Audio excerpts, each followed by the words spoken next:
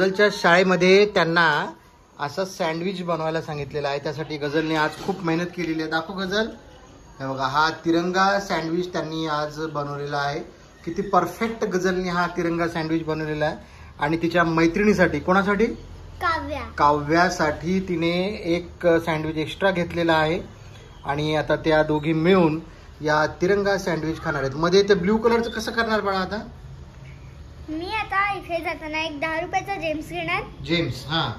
आणि ते जेम्स मध्ये जे वेगळे कलर असतात हा, त्याच्यातला मी एक ब्लू कलर घेणार. हा, आणि जो टीचर बोलतील की गझल इकडे आणि याचा फोटो काढ, हा, तर मी जेम्स फोडेल हा, आणि त्याच्यातला एक ब्लू कलरचा जेम्स घेईल हा. आणि याच्यावर ठेवेल. Okay, very good. मग त्याच्या म्हणेल अशोक चक्र. ओके, ठीक आहे.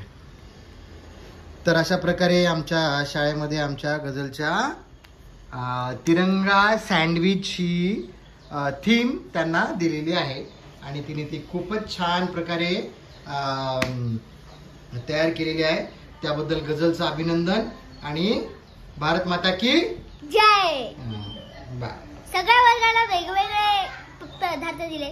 जाशीच्या वर्गाला दिलेला आहे ढोकळा, आणि मुक्ताईच्या वर्गाला दिलेला आहे शिरा, आणि सावित्रीच्या वर्गाला दिलेला आहे पुलाव, जिजाईच्या वर्गाला दिलेले आहेत घावणे. अशा वेगळ्या प्रकारे आपल्याला तिरंग्याबद्दल हे करण्यासाठी, त्याचा स्वागत करण्यासाठी तिरंग्याचं. आता 15 ऑगस्ट जवळ येतोय ना, पण 15 ऑगस्टला सुट्टी असते, म्हणून आज तिरंग्यांचं सँडविच बनवून जायचंय. आणि उद्या तिरंग्याचे कपडे घालून गाणं बोलायचं आहे. बापरे, कोणतं गाणं म्हणणार आहे तू? मेरा मुल्क मेरा देश मेरा ये. वा वा वा, किती सुंदर गाणं म्हणणार आहे ती. आणि मम्मीची आता इकडे घाई घाई चालू आहे. उशीर मम्मी तिकडे काय